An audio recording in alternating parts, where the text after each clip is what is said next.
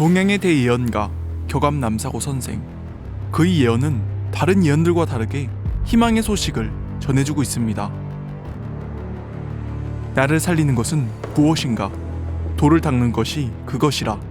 나를 죽이는 것은 누구인가? 소두모족이 그것이라. 날아다니는 불은 도인을 찾아와서는 들어오지 못한다네.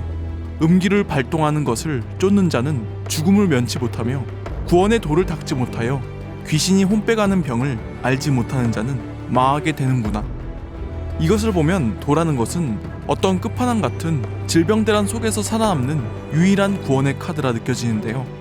그렇다면 도대체 도라는 것은 무엇일까요?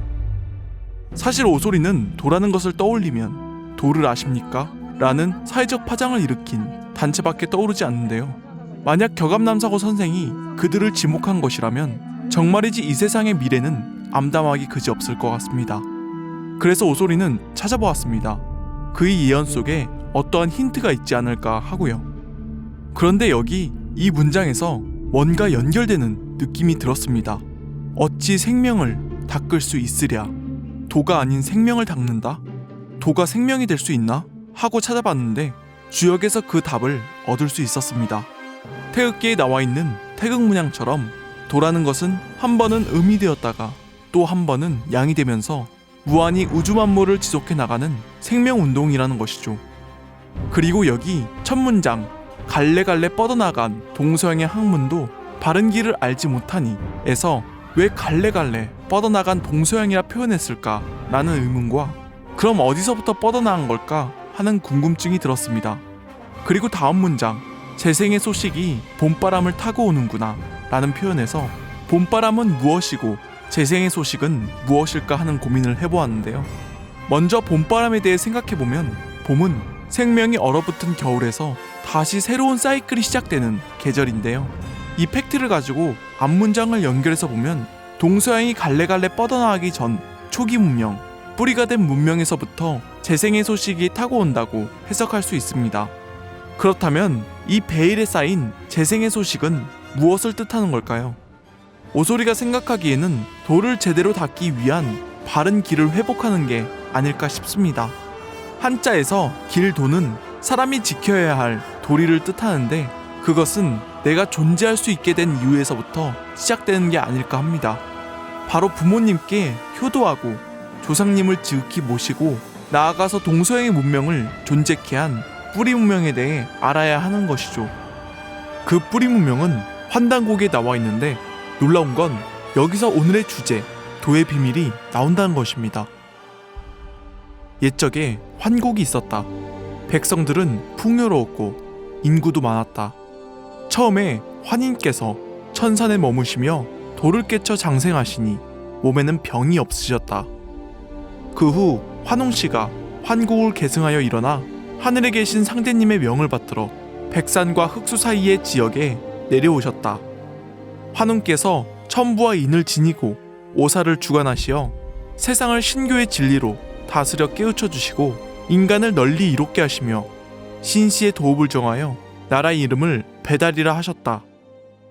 지금으로부터 6,000년 전 배달국을 건국한 환웅은 백성들을 교화시키기 위해 환국으로부터 구전되어 내려온 하늘과 땅과 인간의 핵심 이치를 수로써 담은 인류 최초의 경전 천부경을 녹도문에 기록하고 그 천부경을 바탕으로 3일신고 경전을 만들었습니다. 몇천 년이 지난 지금에도 이 3일신고를 읽어보면 우리가 이 세상에 태어나 어떤 마음가짐으로 살아야 하는지 우리의 존재 목적이 무엇인지 깨달음을 주는데요. 그리고 산한 광경봉기에는 도의 비밀을 이렇게 밝혀줍니다. 바로 도의 큰 근원은 삼신에게서 나온다는 것이죠. 그렇다면 격암남사고 선생이 말한 도인이 되기 위한 방법은 무엇일까요? 이것은 역사 왜곡의 그림자에 숨겨져 있습니다. 바로 일제에 의해 왜곡 조작된 역사 단군 신화입니다. 사실 이 이야기의 진실은 환단고기에 나와 있습니다. 웅족과 호족이 이웃하여 살았다. 항상 신단소에 와서 기도하며 환웅께 하늘의 계율을 지키는 신씨의 백성이 되기를 원하옵니다 하고 간청하였다. 환웅께서 신령한 주문으로 체질을 개선시켜 신명을 통하게 하셨다. 또 삼신이 내려주신 물건으로 신령한 삶을 얻게 하시니 바로 쑥 한 단과 마늘 20개였다. 그리고 경계하여 말씀하시기를 너희는 이것을 먹고 100일 동안 햇빛을 보지 말라. 그리하여야 스스로 참을 이루고 만물을 고르게 구제하며 진정한 사람다운 인격을 갖춘 대인이 되리라 하셨다. 웅족과 호족 양가는 이것을 먹고 37일 동안 삼가며 스스로 수련에 힘썼다. 바로 여기서 동방의 근본 수행법이 나오게 됩니다. 바로 21일간 고난의 여정 속에서 스스로를 삼가며 수행하는 것인데요. 이것은 웅족과 호족뿐만 아니라 그들을 수련시킨 환웅도 이런 수행법을 행했다는 것입니다. 37일을 택하여 상대님께 제사 지내고 바깥일을 꺼리고 삼가 문을 닫고 수도하셨다. 주문을 읽고 공덕이 이루어지기를 기원하셨다. 그렇습니다. 바로 이번 시간의 주제, 도인이 되기 위한 방법은 바로 수행입니다.